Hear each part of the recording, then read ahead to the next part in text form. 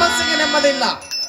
ಮಗು ಭಾರ್ಗವ ರಾಮ ಪಂಡ ಪರಶುರಾಮ ತಂದೆ ತಂದೆ ಬಂದೆ. ನಮ್ಮ ನಮ್ಮ ತಂದೆಯವರೇ ತಮ್ಮ ಪಾದಕ್ಕೆ ವಂದನೆಗಳು. ನಿನಗೆ ಜಯವಾಗಲಿ ಮಗು ಪರಶುರಾಮ. ಮೇಲೆ ಕೇಳುವಂತವನಾಗು. ಏನು ತಂದೆಯವರೇ? ಏನು ಮಗು ಇಲ್ಲಿಗೆ ಕರೆಸ ಕಾರಣವೇನು?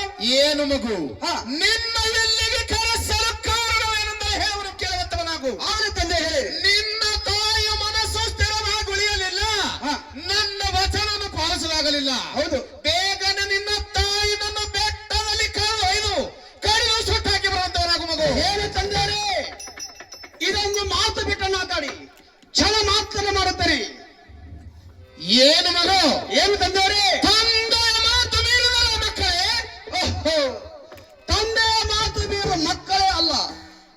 ಓಹೋ, ಹಾಗಿದ್ದರೆ ನಿನ್ನ ತಾಯಿ ನನ್ನ ಹುಡುಕಿ ಬೆಟ್ಟದಲ್ಲಿ ಕರೆದು ಸುಟ್ಟಾಕಿ ಬರುವಂತವರಾಗು. ಏನು ತಂದೆಯವರೇ? ಏನು ಮಗು?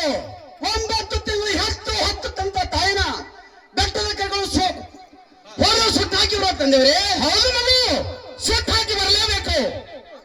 ಆಗಲಾರ ತಂದೆ, ಆಗಲಾರ ಈ ಮಾತು. ಏನು ಮಗು? ಏನು ತಂದೆ? ತಂದೆಯ ಮಾತು ಮೀರಿದರೆ ಮಕ್ಕಳೇ ಅಲ್ಲ. ತಂದೆಯ ಮಾತು ಪಾಲಿಸುವುದು ಪುತ್ರರ ಧರ್ಮ ಮಗು. ಓಹೋ, ಆಗಲಿ ತಂದೆ. ತಂದೆಯ ಮಾತು ಮೀರುವ ಮಕ್ಕಳೇ ಅಲ್ಲ. ಹಾಗಾದರೆ ನನ್ನ ತಾಯಿಯನ್ನು ಕರೆದುಕೊಂಡು ಹೋಗಿ ಬೆಟ್ಟದಲ್ಲಿ ಕರೆದು ಸುಟ್ಟು ಹಾಕಿ ಬರೆಯನು. ತಂದೆಯವರೇ ಹೇಳ ಮಗು. ನನಗೆ ಬೇಡಿದ 3 ಮಗು ತಂದೆ ನೀನು. ಏನು ಮಗು?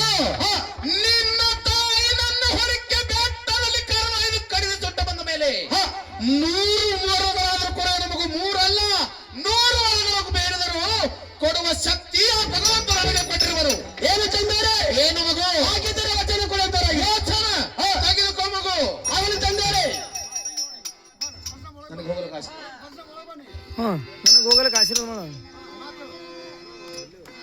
ನನಗೆ ಹೋಗಲಿಕ್ಕೆ ಆಶೀರ್ವಾದ ಮಾಡ್ಲೇನ್ರಿ?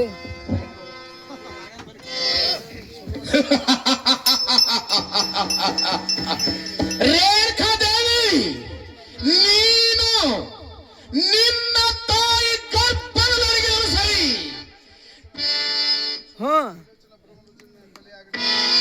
ಉಲೋಚನ ಸುಲೋಚನ ಬ್ರಹ್ಮಲೋಚನಿಂದ ನಿನ್ನ ಕೊಲೆಯಾಗಲಿಲ್ಲ ಎಂದು 10 ಅವತಾರಗಳನ್ನೆತ್ತಿ ತಲೆಗಿಳಿದು ಬಂದಿರುವರು ಆ ಪುಂಡ ಪರಶುರಾಮ. ಅವನಿಂದಲೇ ನಿನ್ನ ಶಿರಛೇದನೆ. ರೇಣುಕಾ, ನೀನು ನಿನ್ನ ತಾಯಿ ಗರ್ಭದೊಳಗೆ ಸರಿ ನಿನ್ನ ಹೊರ ಹಿಡಿದು ನಿನ್ನ ಶಿರಛೇದನೆ ಮಾಡದಿದ್ದರೆ ಅವನು ಜಮಹಗ್ನಿ ಮಗ ಪುಂಡ ಪರಶುರಾಮನೇ ಅಲ್ಲ.